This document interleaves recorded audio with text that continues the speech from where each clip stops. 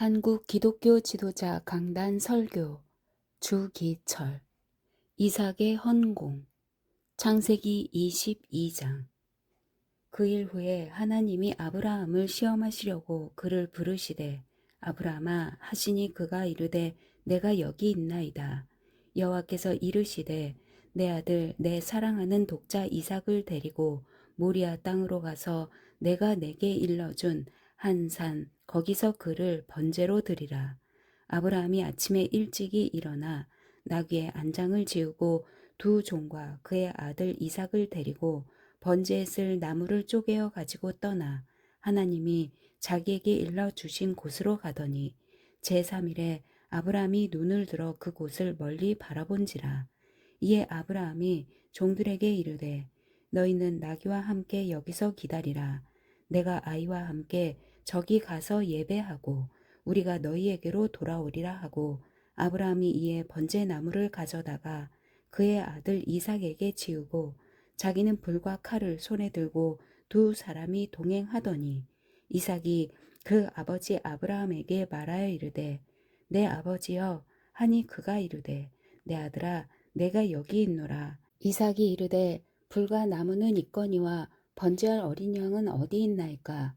아브라함이 이르되 내 아들아 번제할 어린 양은 하나님이 자기를 위하여 친히 준비하시리라 하고 두 사람이 함께 나아가서 하나님이 그에게 일러주신 곳에 이른지라.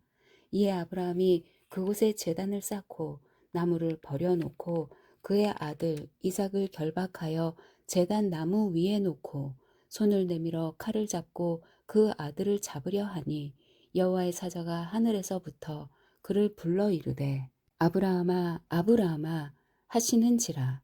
아브라함이 이르되 내가 여기 있나이다 하매 사자가 이르시되 그 아이에게 내 손을 대지 말라. 그에게 아무 일도 하지 말라.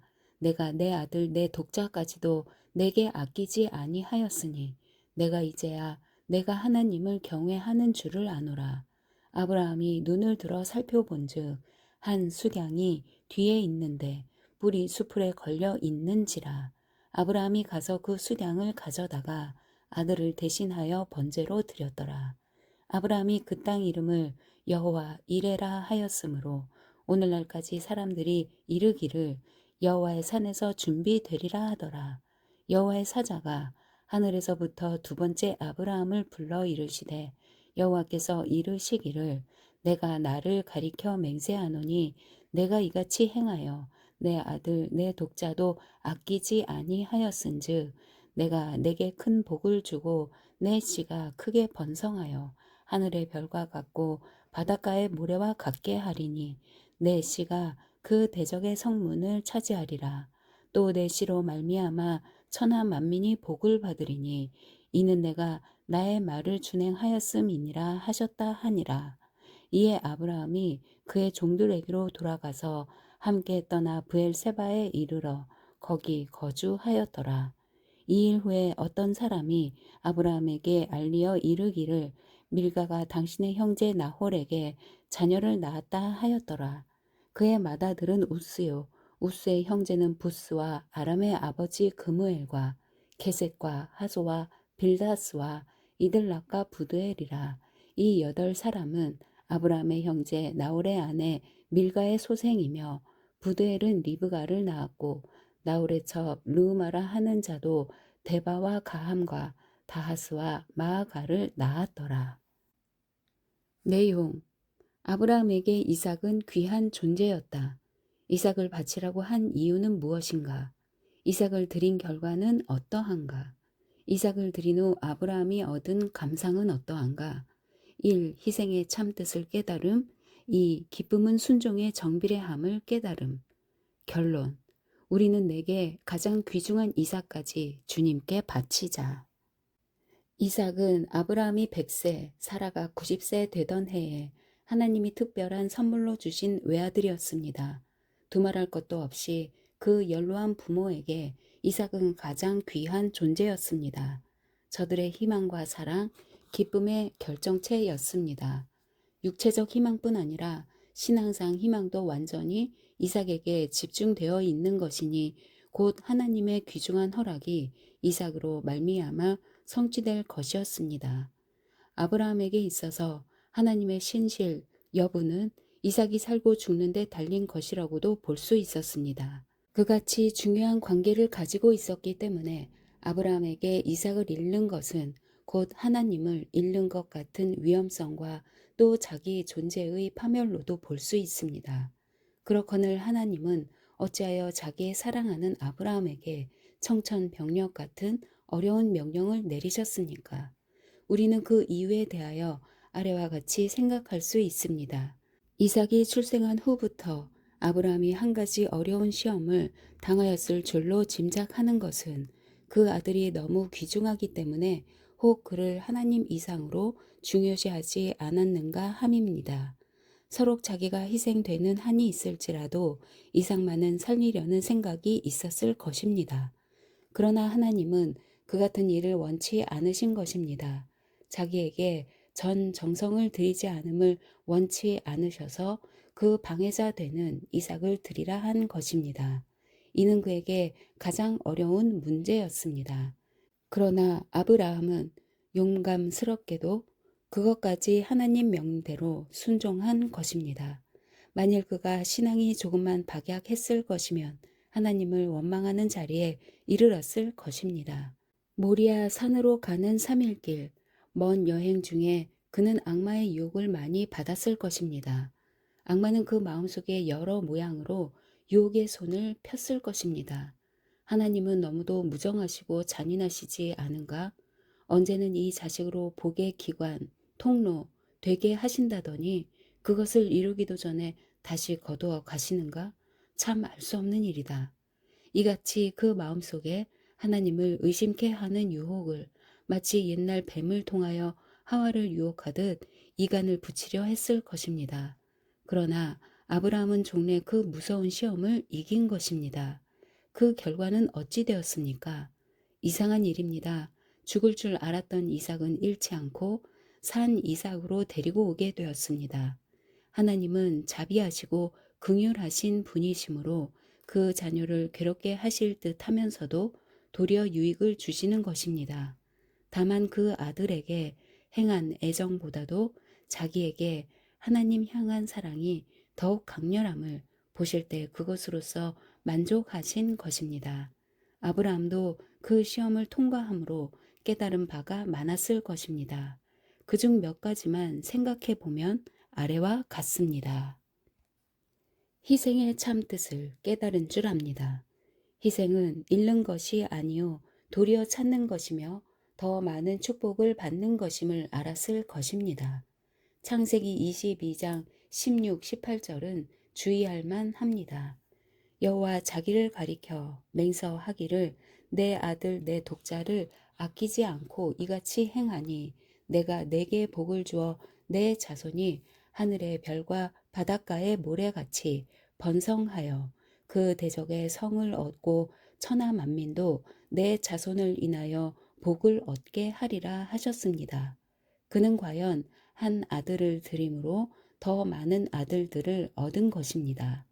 육신상으로 이스라엘 백성이 많은 것은 물론 그 이상 영적으로 허다한 믿음의 후사를 소유한 것이었습니다. 또한 그 자손 중에 한 구주의 탄생까지 허락하신 것입니다. 주님 말씀에도 목숨을 잃는 자는 얻을 것이요 자기를 낮추는 자가 도리어 높아지리라고 하신 것입니다. 기쁨은 순종에 정비례하는 줄을 알았을 것입니다.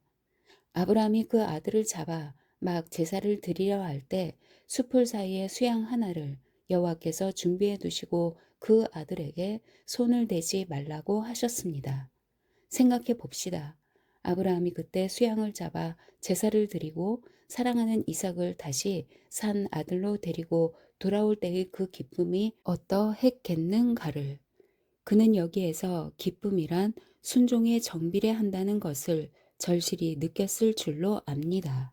아브라함이 그 아들을 데리고 집에 돌아올 때의 기쁨이란 그 같은 값 있는 순종 없이는 맛볼 수 없는 것입니다. 언제나 기쁨은 순종의 정비례함을 알아야겠습니다.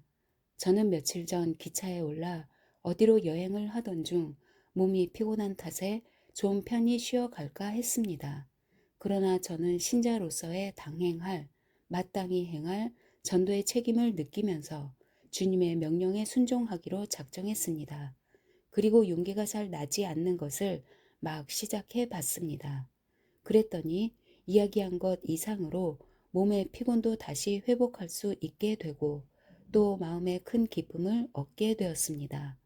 또 저는 신학교 3학년 때에도 그 같은 체험을 한 일이 있습니다. 그때 저는 앞으로 목사 될 시일이 가까워 오음을 느끼면서 이전보다 좀 별다른 준비를 하지 않으면 안 되겠다고 매일의 순서를 개정하고 그대로 실행해 봤습니다. 하나님 앞에 작정한 순서를 그대로 준행하는 날은 몹시 기뻤어도 그대로 순종치 못한 때는 퍽 마음이 불안하였습니다. 저는 거기서 순종과 기쁨이 정비례한다는 진리를 다시금 느꼈습니다. 우리가 성신의 감화를 소멸하게 되는 것은 흔히 우리 속에 내재한 성신이 시키시는 대로 무엇을 행할 때 내 몸이 불편하고 손해가 있을 듯하여 그 뜻을 순종치 않음에 기인한 것이 많습니다. 그러나 어려워도 그대로 실행할 때 기쁨과 유쾌함을 얻을 수 있는 것입니다. 이런 의미에서 신자에게 진정한 기쁨은 순종에 정비례한다는 것을 말할 수 있습니다. 결론. 오늘 우리도 다 각기 이삭을 주님께 바쳐야 할 것입니다. 우리 각 사람에게 각자의 이삭이 있는 줄 압니다. 우리에게 이삭은 무엇입니까? 다른 것은 다 괜찮아도 이것만은 내놓을 수 없다 하는 것이 곧 우리에게 이삭이 될 것입니다. 그 내놓을 수 없는 것이 어떤 이에게는 돈이 될 수도 있고 또 어떤 이에게는 자식이 될 수도 있습니다. 나는 이 강도 설교를 준비할 때 내게는 무엇이 이삭이겠는가 생각해 봤습니다. 현재 돈이 없는 가난뱅이요 또 돈의 필요를 느끼지 않는 내게 돈이 이삭이 될 리 없고 또 자식을 그처럼 못 잊을 존재로 생각지 않는 내게 자식도 이삭이 될 것 같지 않았습니다. 그러나 일찍이 큰 고생을 해본 일이 없는 내게 이 몸을 바치라고 하면 그것은 내게 큰 어려운 시험이 될 것이라는 생각이 들었습니다. 평시에는 주님을 위해 십자가를 져야 하느니 고생을 받고 태연자약하게 참고 기뻐해야 하느니 하지만 막상 그 어려운 일이 내 몸에 닥치면 아무래도 그것은 어려운 시험이 될 것 같다는 생각이 들었습니다. 우리 모두 자기에게 가장 귀중하고 사랑의 대상이 되는 이삭까지 하나님께 바칠 결심과 또 그 같은 노력을 하기 바랍니다. 출처 설교 1937년 5월